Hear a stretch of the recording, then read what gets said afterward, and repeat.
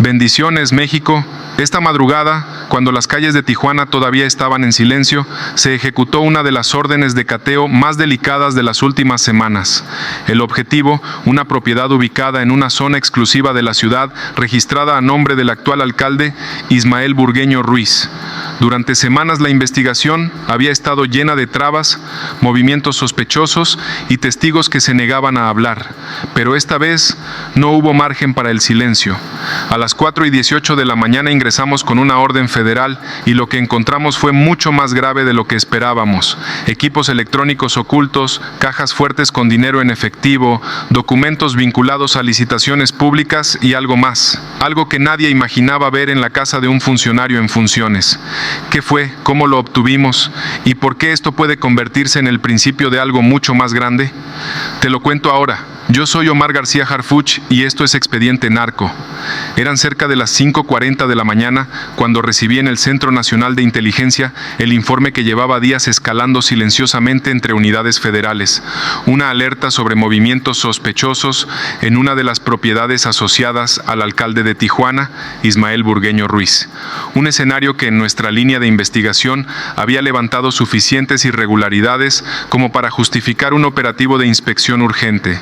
La información no provenía solo de registros financieros ficticios, también de vigilancia de campo, donde se reportaron accesos nocturnos sin control, vehículos con placas alteradas entrando por una rampa lateral y un flujo constante de cajas que nunca se descargaban en espacios comunes, sino en un sótano subterráneo cuyo acceso no figuraba en los planos municipales. Sabíamos que la operación, aunque totalmente narrativa, debía ejecutarse con precisión quirúrgica. Una propiedad así no era un simple domicilio, era un punto donde se mezclaban poder, influencia y la sensación de intocabilidad. Y en ese tipo de escenarios, cualquier error desencadena un efecto dominó que nadie puede controlar. A las 6:25 ya nos encontrábamos frente al tablero táctico que mostraba la estructura completa del inmueble.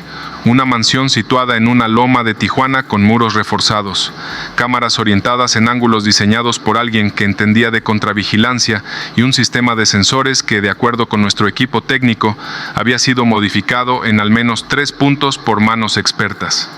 Desde ese momento supe que el ingreso frontal sería inútil.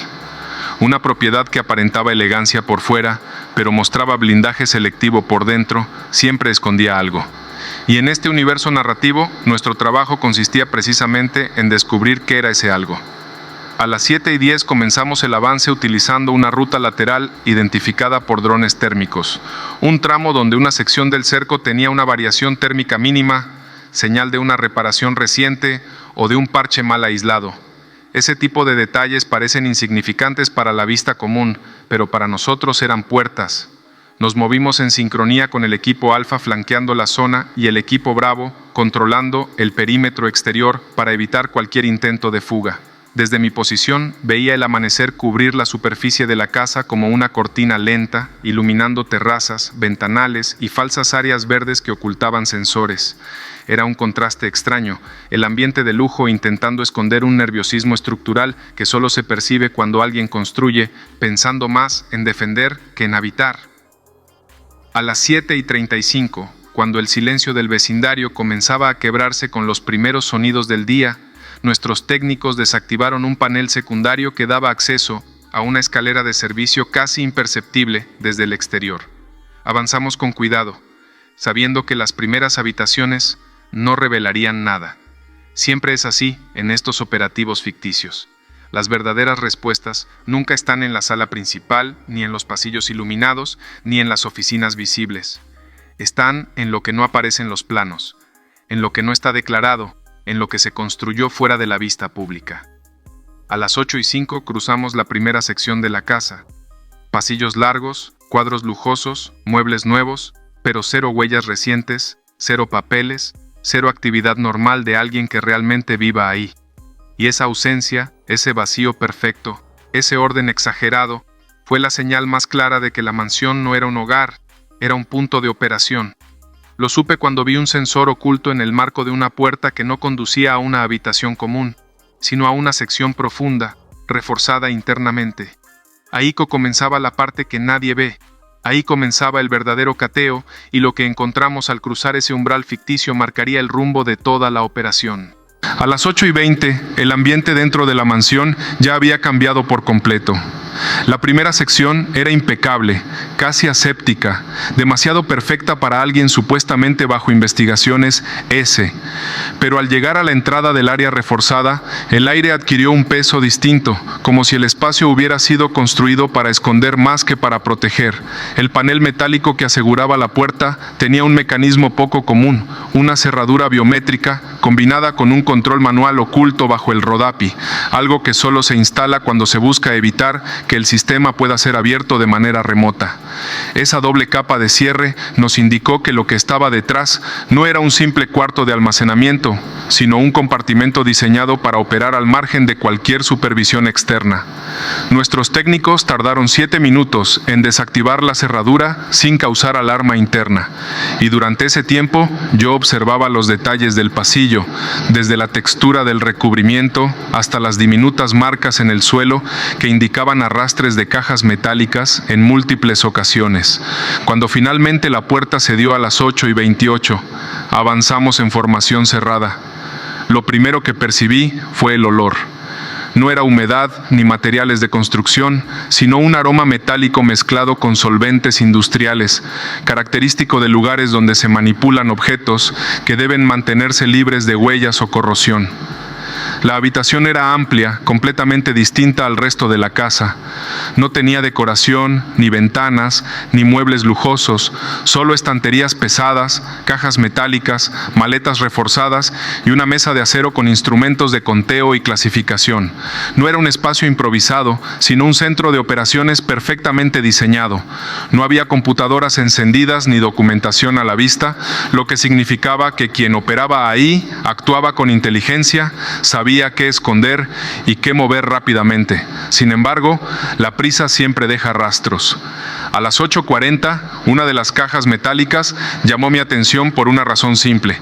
El seguro estaba activo, pero el candado presentaba marcas recientes de apertura, como si alguien la hubiera revisado horas antes.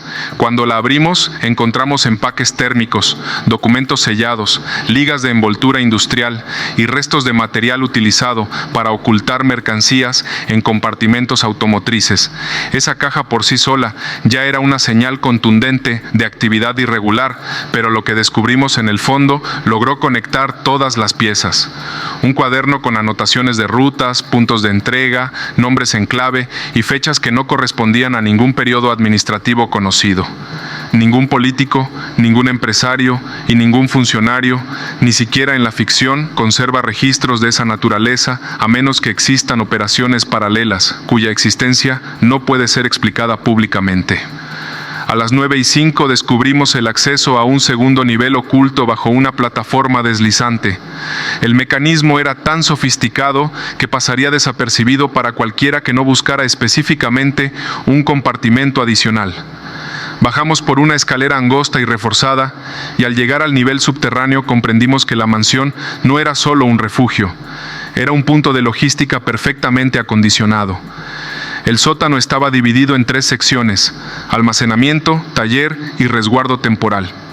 En la sección de almacenamiento hallamos contenedores térmicos vacíos de uso típico en envíos que requieren discreción. En el taller, herramientas que podían modificar placas, series vehiculares y compartimentos ocultos, y en el área de resguardo estructuras metálicas que podrían adaptarse para ocultar objetos voluminosos. Sin embargo, lo que más llamó mi atención no fueron las herramientas ni los contenedores, sino una puerta blindada adicional al fondo, en un nivel que no aparecía en ningún plano catastral ficticio. Esa puerta tenía un sistema de cierre completamente diferente al resto de la propiedad, como si lo que se ocultaba detrás fuera lo verdaderamente importante. La presión en el ambiente aumentó. Los radios se mantuvieron en silencio absoluto mientras los técnicos trabajaban el sistema. Yo observaba cada movimiento sabiendo que ese punto era el núcleo del operativo, el sitio donde se concentraría la evidencia que nos permitiría entender la dimensión real de lo que se había estado moviendo desde esa mansión.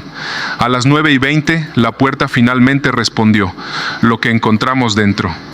Cuando la puerta blindada cedió a las 9:20, el silencio dentro del subterráneo se volvió tan denso que parecía absorber cada respiración. No era una habitación amplia, pero sí una diseñada con intención. Paredes recubiertas con material acústico, iluminación dirigida que evitaba sombras y un sistema de ventilación independiente, lo que significaba que ese espacio estaba pensado para conservar en perfecto estado cualquier cosa almacenada allí. Avanzamos con linternas tácticas, iluminando superficies que no mostraban polvo ni desgaste. La pulcritud de la sala era una evidencia en sí misma. Alguien la había usado recientemente y, más importante aún, alguien la había mantenido lista para una operación inmediata.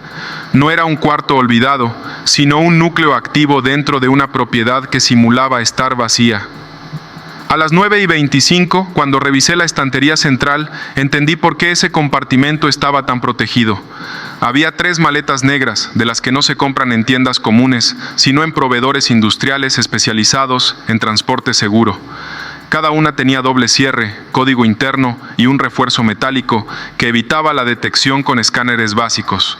Procedimos a revisarlas una por una, registrando cada movimiento, cada símbolo y cada número. La primera estaba llena de dispositivos de comunicación encriptada, varios aún en empaques, y otros con el registro de haber sido activados por última vez apenas días antes. La segunda maleta contenía sobres sellados, algunos con documentos impresos y otros con tarjetas de memoria protegidas, pero fue la tercera la que concentró toda la atención. Estaba físicamente más pesada, sellada en su totalidad y etiquetada con un número que no correspondía a ningún registro financiero o administrativo conocido en la zona. A las 9:33, al abrir esa maleta, encontramos una combinación de elementos cuya coexistencia solo puede explicarse en un escenario ficticio, donde existen estructuras paralelas de poder, listados de obras municipales, contratos relacionados con servicios urbanos, fotografías de reuniones privadas y un paquete envuelto en material ignífugo que contenía dinero en efectivo recién embalado. No eran cantidades exorbitantes, pero sí lo suficiente para indicar pagos rápidos, entregas urgentes o movimientos que debían hacerse sin pasar por ninguna supervisión institucional. Lo verdaderamente relevante no era el efectivo, sino los documentos que acompañaban el paquete, hojas con claves, fechas, iniciales y anotaciones sobre decisiones públicas que no podían explicarse desde ninguna perspectiva formal. La existencia de ese material en un espacio oculto y protegido indicaba que la casa no solo funcionaba como un punto de resguardo, sino como una estación entre decisiones institucionales y operaciones privadas. Pero lo más revelador llegó a las 9:45 cuando uno de los peritos encontró detrás de la ventilación un dispositivo que no debería haber estado ahí, un servidor portátil con capacidad de almacenamiento masivo del tipo que se utiliza para respaldar información sensible antes de borrarla o transferirla. Estaba apagado, pero al conectarlo a un sistema aislado, nos dimos cuenta de que contenía archivos de video, grabaciones de voz, intercambios de mensajes con usuarios identificados solo por alias, y un conjunto de carpetas cuyo contenido mostraba rutas de traslado, montos, nombres en clave y movimientos nocturnos de vehículos. Todo apuntaba a que la casa servía como un punto de comunicación para coordinar actividades que nunca podrían aparecer en reportes públicos. A las 10 de la mañana, con la evidencia ya asegurada, ordené iniciar la fase de extracción. No podíamos permitirnos fallas, ni filtraciones, ni interrupciones en un operativo de este nivel narrativo. La mansión había dejado de ser simplemente una propiedad, era un nodo, una intersección entre decisiones políticas, operaciones logísticas y vínculos que se tejían al margen de la ley. Sabíamos que la información encontrada era suficiente para reconstruir el flujo de acciones, identificar a quienes intervenían desde fuera y establecer con precisión cómo se había utilizado esa residencia como una estructura paralela de operación. Sin embargo, lo que ocurrió al salir de la sala blindada a las 10:01 cambió por completo la dinámica del operativo. El sistema de seguridad interno inició una secuencia de alerta silenciosa que no había sido detectada por nuestro ingreso inicial. Eso significaba una sola cosa. Alguien más tenía acceso remoto a esa instalación, y esa persona acababa de enterarse de que habíamos encontrado lo que nunca debía salir a la luz. A las 10:01, cuando la alerta silenciosa se activó en el sistema interno, sin que ninguno de nosotros hubiera tocado un panel o forzado un sensor, supe que la mansión no era solo un punto de operación. Era un nodo monitoreado desde el exterior por alguien que no aparecía en los registros públicos, alguien que tenía la capacidad de encender un protocolo de contingencia sin necesidad de estar físicamente presente, y que llevaba tiempo anticipando la posibilidad de que esta casa fuera cateada. En ese tipo de escenarios la prioridad siempre es la misma: asegurar la evidencia, controlar el perímetro y anticipar movimientos externos. Porque cuando un sistema así se activa, no lo hace solo para alertar, sino para señalar que la operación ha dejado de ser silenciosa, y ese cambio de estado suele atraer reacciones, movimientos, intentos de recuperar o destruir información y en ocasiones incluso ataques directos.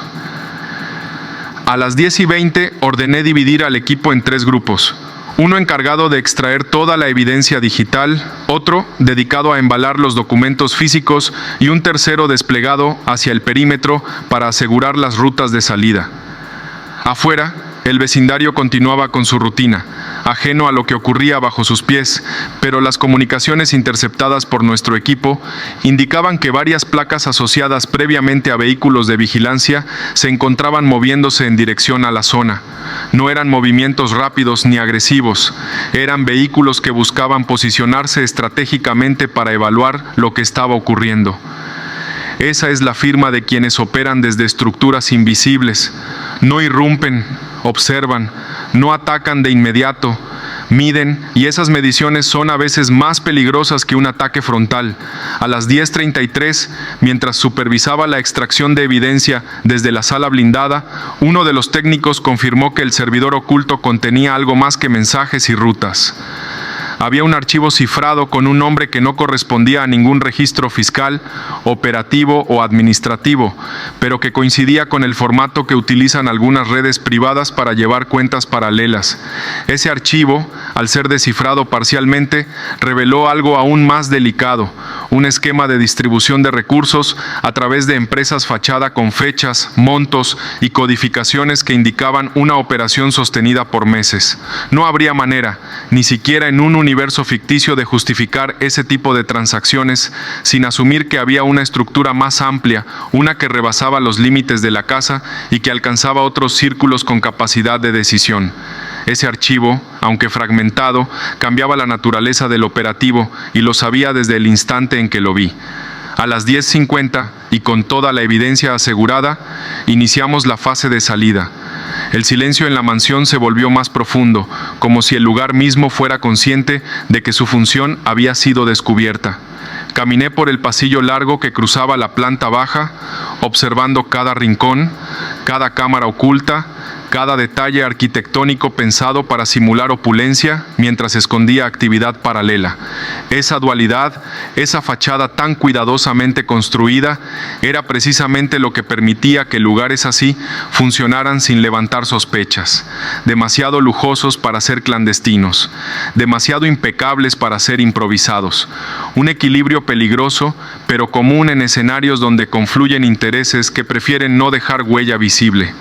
A las 11:15, ya en el exterior, el sol iluminaba la fachada como si nada hubiera ocurrido adentro. Los vehículos sospechosos que habíamos detectado previamente se encontraban estacionados a una distancia prudente, observando. No se acercaban, no se movían, no interactuaban, solo estaban ahí como testigos silenciosos de un momento que sabían que no podían revertir. Esa actitud es habitual cuando quienes vigilan entienden que la intervención es legal, que la evidencia ha sido asegurada y que cualquier intento por recuperarla desencadenaría una respuesta que no están preparados para enfrentar. Permanecen quietos a la espera de comprender hasta dónde llegará la investigación, quiénes serán llamados a declarar, qué nombres aparecerán en los documentos asegurados y, sobre todo, hasta dónde estaremos dispuestos a seguir el rastro que comienza en una mansión y termina en múltiples niveles de operación. A las 11:40 abordé la unidad táctica para trasladarnos al centro de procesamiento. Desde ahí podía ver la residencia alejarse entre el polvo levantado por los convoyes. Un inmueble que horas antes era solo un punto en un expediente ficticio.